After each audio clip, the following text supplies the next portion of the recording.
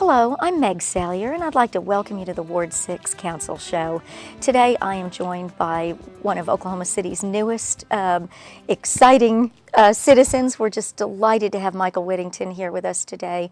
Michael is the president and CEO of the Oklahoma City Museum of Art.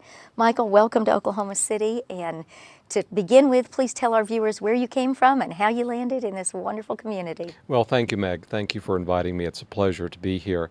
I've been in Oklahoma City now since the first week in April. Wow. I actually started the job on the 8th. Time flies. I did not start the job on April Fool's Day because I thought that was an inauspicious day to begin a new life and career. I agree with you. April 1st has never been my favorite day.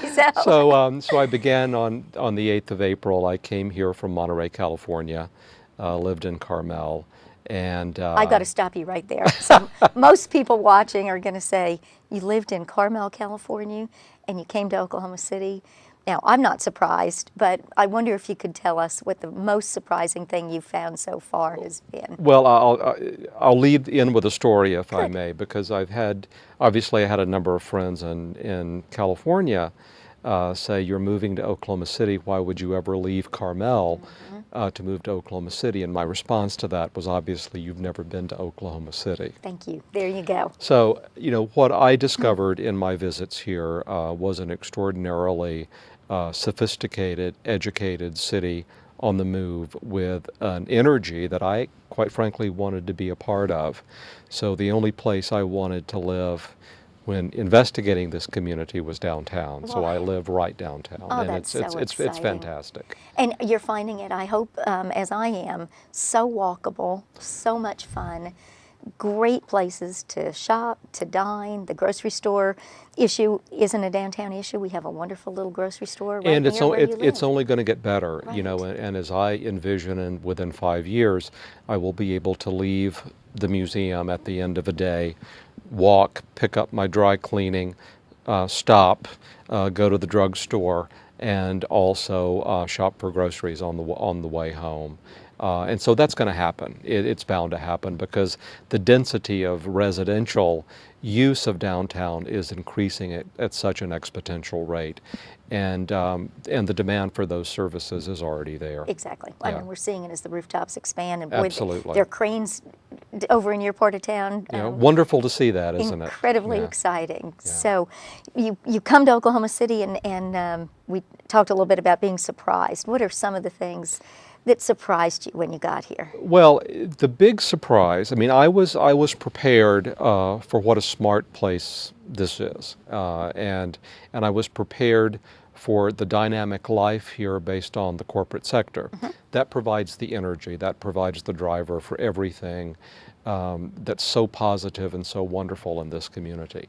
What I was not surprised, what surprised me the most, and I was not prepared for, was what a hip place this is. Wow. And the counterculture. Say that again. What a hip place this Oklahoma is. is hip. It's incredibly cool. That's great. And I was I go to gallery openings and at arts events every week.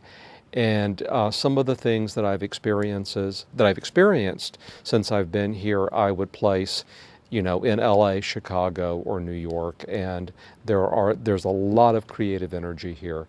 And that's our capital for the future. Well, it's incredibly exciting to hear. These are projects and sort of this paradigm shift that we've been working on for the last 15 years, even in its closest. Right. And, I think most people watching will have a sense that momentum has continued to gain speed and pick up. But we do have, and I hear it more from people coming from the outside than those of us perhaps that live here, Right. that we have such a dynamic art scene in pockets all over the city. It's not relegated to downtown also. It's fairly evenly spread around. It is, and there's nothing like a set of fresh eyes coming into a community to look at what's happening and say, this is really special. It's really special. It would be special any place, and it's happening here in Oklahoma City. So it's something that we can all be very proud of. Oh, it's just wonderful. I'm just so happy to hear you say that. Tell us a little bit about your background, Mike, and your area of focus or your area of expertise, and then how that translates into perhaps your vision for the museum. Sure. Well, I started out my academic career as an art historian, working in the pre-Columbian field.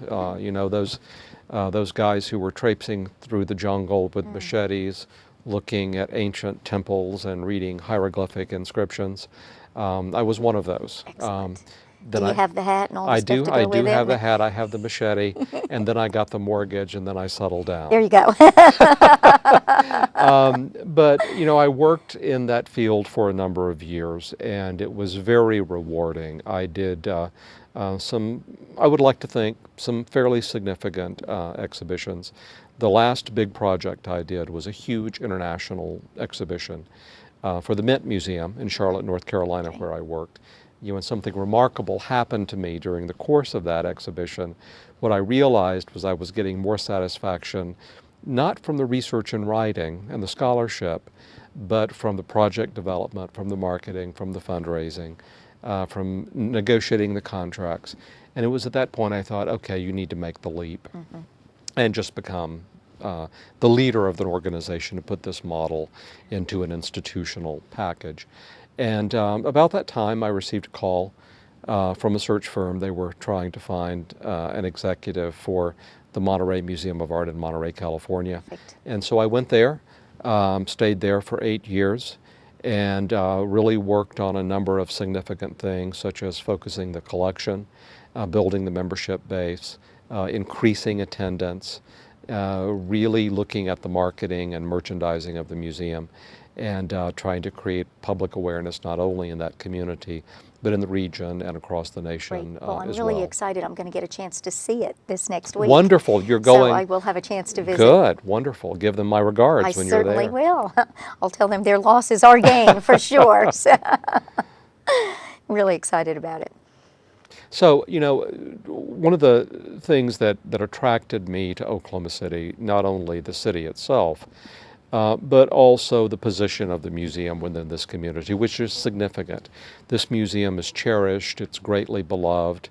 There's a tradition of doing extraordinarily ambitious and large exhibitions here. We were talking a little bit how time flies, and it Yeah. seems amazing to me, but that the museum, which feels like such a major institution, has been downtown in its current home for just a little over 10 years. That's right. It was a year ago, I think, we were celebrating the 10th anniversary. It was in 2012, that's correct, the 10th anniversary. And for so many people in this community, that does mark the museum as an organization.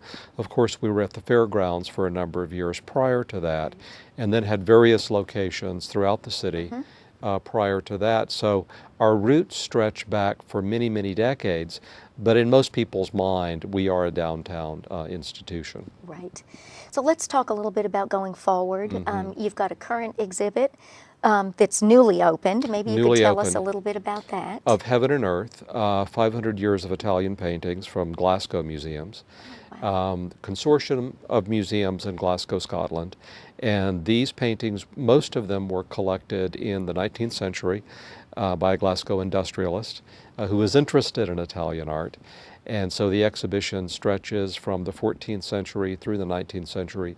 These works of art have never left the museums in Glasgow, and the Oklahoma City Museum of Art will be the first stop on a nationwide tour. Oh my gosh, how exciting. So we get to see it here first. Exactly. And, you know, again, this regional outreach, you know, I think we talked the other day a little bit about how we're becoming this incredible cultural hub, reaching up to Bentonville with Crystal Bridges and down through the area. We're not just drawing folks from all 77 counties, which I know we do, but we're reaching people from Dallas and Houston and Kansas City and all around the region. Well, we have visitors from all 50 states on an annual basis and about 19 foreign countries. We'd like to increase that, of course, to many more foreign countries. But to have that kind of visitor pattern here in Oklahoma City is tremendous, and we are well aware of our nationwide reach. Although, you know, our mission is to serve the people of this community first and foremost, but our reach and our ambition is much larger. And you serve in so many ways, and so I want to share with our viewers, you know, this is not just a static collection of art that one walks through. You've got a very robust film program. We do. One of the most distinguished film programs in the country. Meg, as you're aware, our building incorporated a 1940s movie palace that we have restored. And so that is the heart and soul of our film program. And we screen movies, first-run films, foreign films, independent films, Thursday through Sunday. And I'm going to put in a plug. You've just gone to a digital projection system that's brand new and has really enhanced the quality of filmmaking. But you also offer classes. You offer classes for young folks. You offer classes for adults. If somebody wanted to get involved with the museum, I know, we are a nonprofit and always fundraising. Correct. So it's important to tell people how they can get connected.